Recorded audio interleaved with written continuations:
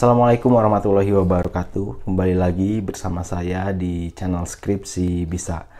Di video kali ini saya akan menjelaskan tentang peranan dosen pembimbing bagi mahasiswa tingkat akhir yang sedang menyusun skripsi.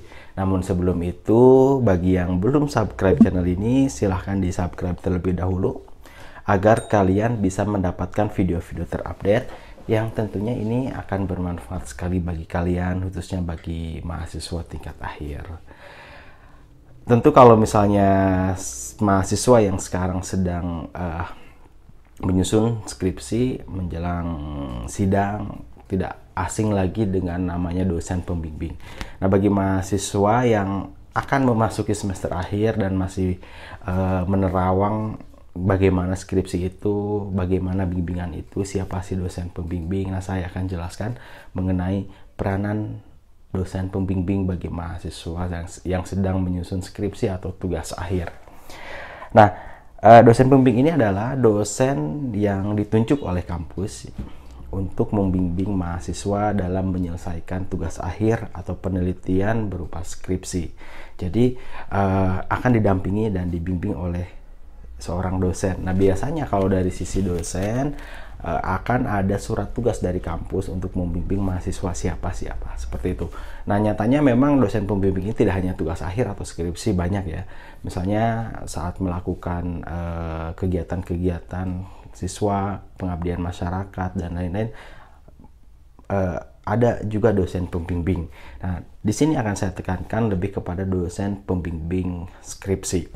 Maka dari itu, ini adalah fasilitas yang diberikan oleh kampus kepada mahasiswa untuk menyelesaikan skripsinya, ya, untuk membantu menyelesaikan skripsinya.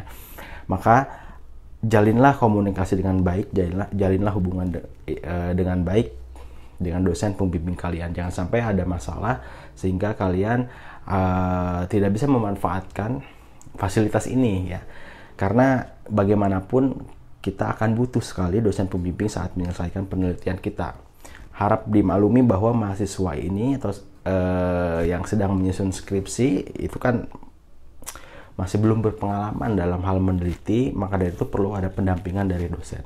Dosen pembimbing biasanya sudah qualified lah dalam membimbing kalian, ya. Punya pengalaman penelitian, background ilmu pengetahuannya pun sangat dalam, ya, sehingga ini akan sangat membantu sekali. Biasanya di kampus ini ada seorang pembimbing atau lebih dari satu orang. Ada yang dua, ada yang tiga. Tapi yang tiga sepertinya jarang, ya, yang dua banyak. Itu tergantung dari kebijakan kampus itu sendiri. Kadang kalau misalnya lebih dari satu, dosen pembimbing akan dibagi peranannya. Ada yang misalnya peranannya hanya melihat konten dan isi dari skripsi, ada yang hanya melihat dari format skripsi, penulisan, dan lain-lain, atau misalnya dua-duanya. Nah, itu tergantung dosen pembimbingnya seperti apa dan pembagian tugasnya bagaimana. Kalau misalnya satu, ya berarti teman-teman akan bimbingan ke satu dosen itu. Ada beberapa peranan dosen pembimbing bagi kita semua, yang jelas ini sangat menguntungkan mahasiswa. Yang pertama, peranan dosen pembimbing adalah selalu support mahasiswa yang sedang menyusun skripsi untuk lulus tepat waktu tentunya. Nah, berperan untuk mensupport mahasiswa juga, karena kalau misalnya mahasiswa tidak bisa menyelesaikan skripsi dan tidak bisa lulus, itu nama baik dosen pembimbing juga dipertaruhkan. Maka dari itu, salah satu peran dosen pembimbing adalah mensupport mahasiswa atau mendukung mahasiswa yang sedang skripsi untuk bisa lulus tepat waktu.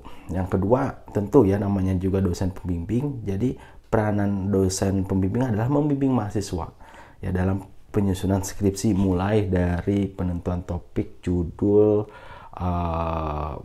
memastikan formatnya sesuai dengan anjuran kampus, sampai dengan selesai, ya, kesimpulan dan kepenulisan lainnya lah. Jadi membimbing mahasiswa ke sana.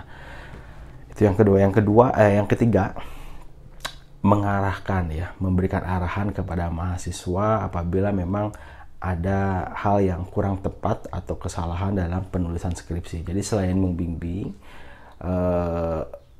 dosen pembimbing juga akan memberikan arahan, saran, masukan, dan kritik kepada mahasiswa. Itu semua tidak lain hanya untuk skripsi kalian lebih bagus lagi, skripsi kalian layak gitu ya, dan supaya kalian bisa lulus tepat waktu. Selain memberikan arahan, selanjutnya yang keempat, dosen pembimbing ini mempunyai peran untuk menyediakan waktu luang untuk membimbing mahasiswa.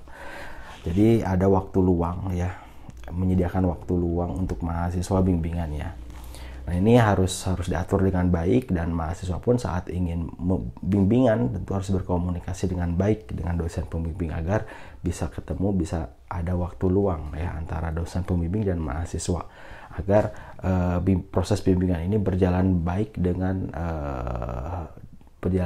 benar. Nah, kemudian peran lainnya adalah, ini kadang-kadang aja ya, misalnya kalau saat sidang skripsi terus kebetulan ada dosen pembimbing di dalam, ada juga dosen pembimbing yang membantu mengklarifikasi jawaban apabila ada jawaban yang keliru dari mahasiswa. Tapi ini jarang sekali, tergantung ya jika diperlukan.